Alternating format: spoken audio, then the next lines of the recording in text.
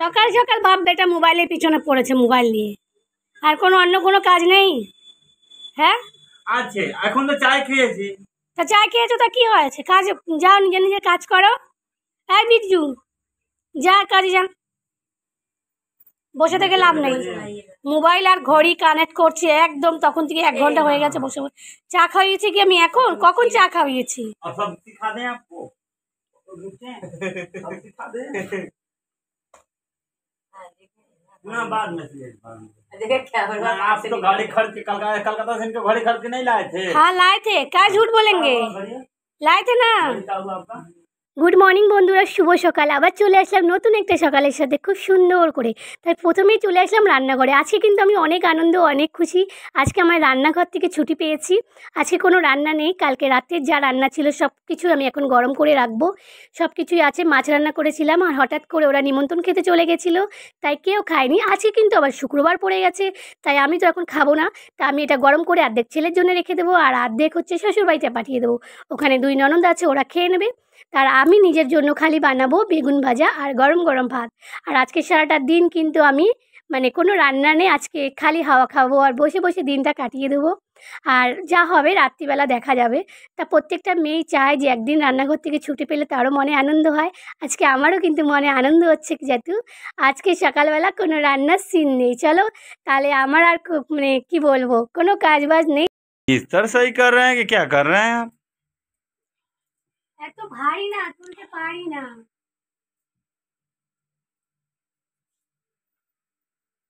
বিস্তার গুছাচ্ছি। बिस्तर को अच्छा। হ্যাঁ, রান্না বান্না তো আজকে নেই। রান্না বান্না কি করবো বলো? आप बताएं। কি রান্না করবো আজকে? একটু বেগুন ভাজবো। বেগুন ভাজা দিয়ে তুমি তো ভাত খাবা না, না খাবা? না, তাহলে কি করবো? चटनी করে দেবো। শুক্রবার আছে, আজকে কি করে দেবো? चटनी করে দেবো। কিসের চাটনি? কিসের চাটনি? कोई चीज़ का चटनी बना दीजिएगा। पहले बिस्तर सरियाइए ना, कितना टाइम लगेगा आपको बिस्तर सरियाने में? দাঁড়াও। আজকে কিন্তু বেশি কিছু রান্না করব না, সবার জন্যই কিছু না কিছু আছে। তা আজকে খালি আমার জন্য বেগুন ভাজা হবে আর গরম গরম ভাত হবে। আর আমাদের এখানে আতপ চালটা যে এনেছে, বা এত সুন্দর খেতে ভালো লাগে, এত মিষ্টি মিষ্টি লাগে, শুধু ভাতও কিন্তু খাওয়া যায়। চলো, খিদেও সবাইকে খাইয়ে দাইয়ে পাঠিয়ে দিয়েছি, যা ছিল বাসি আসি। আর মাছ তো অনেকটা রান্না ছিল, আর সেই মাছটা কি করেছি, অর্ধেক ননদ মানে 2 ননদ জন্য পাঠিয়ে দিয়েছি শ্বশুরবাড়িতে। আর যেটা ছিল সেটা বাবুকে আর ওই মুন্না বাবুকে দিয়ে দিয়েছি। আমার বড়মশাই আজকে মাছ খায়নি, কেননা আজকের দিনে আমি তো মাছ মাংস কিছু খাই না, তাই ও খায়নি। আর আমি না থাকলে খেতো, বাকি আমি আছি সামনে তো তাই খাই না। আমি বলেছিলাম যে আমি না থাকলে তো খাও, তাহলে এখনো খেয়ে নাও। দেখো বাইরে যেতে ইচ্ছে করলো না, বাইরে না অনেক রোদ উঠেছে, তাই এখান থেকে জলটা ভরে নিলাম। আমি বেগুন ভাজা করেছি, এখন বাজে হচ্ছে 1:30। হ্যাঁ, পুরো পাক্কা 1:30 বাজে। তা আমি এখন একটু বেগুন ভাজা খেয়ে নেবো, তারপর ঘর দুয়ার পরিষ্কার করবো। তারপরে একটুখানি মানে না, আগে খেয়ে দিয়ে তারপরে ইয়ে করবো, মানে একটু ধারাবাহিক দেখবো, সিরিয়াল দেখবো। সিরিয়াল বাজে আর আমি চলে আসলাম খেতে। একটা শুকনো লঙ্কা ভাজা করে নিয়েছি আর বেগুন ভাজা নিয়ে নিয়েছি। এখন আমি খাবো, খেয়ে সিরিয়াল দেখবো।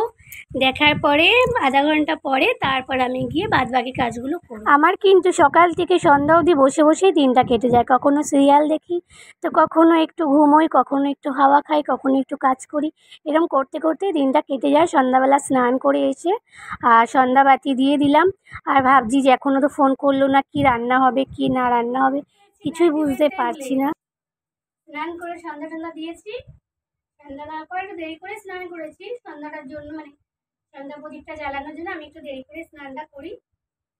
তাছাড়া সব ঘরের কাজ বাজ সেরে স্নান করেছি। তার মধ্যে আসলো বাবুর পাপা, এসে 1 ঘন্টা শুয়েছে। তার মধ্যে আমি বসে জামা কাপড় সেলাই করলাম, তারপর অনেক কাজ করলাম। কাজ করার পরে সন্ধ্যাবাতি দিলাম, আর এটা কুলারের উপর রেখে দিয়েছিলাম। হাই ভুলে গেছি, কি বলবো বলো, মনটা না এক জায়গায় স্থির থাকে না। এটাতে এখন বাইরে মেলবো না, এটা চিপে আর কি মানে বালতিতে রেখে দেবো। এবার চিন্তা করতে হবে কি রান্না করব, কি রান্না করব, বুঝেছো?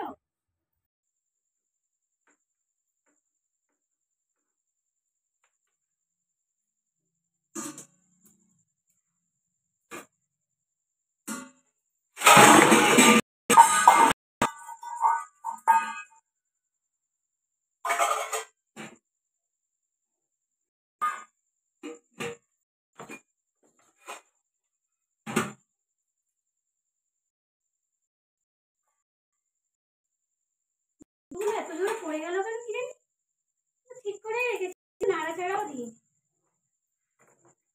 ভাত আছে, ভাত আর রাখবো না। আমার বড়মশাই বললো যে বটবড়ি ভাজা খাবে,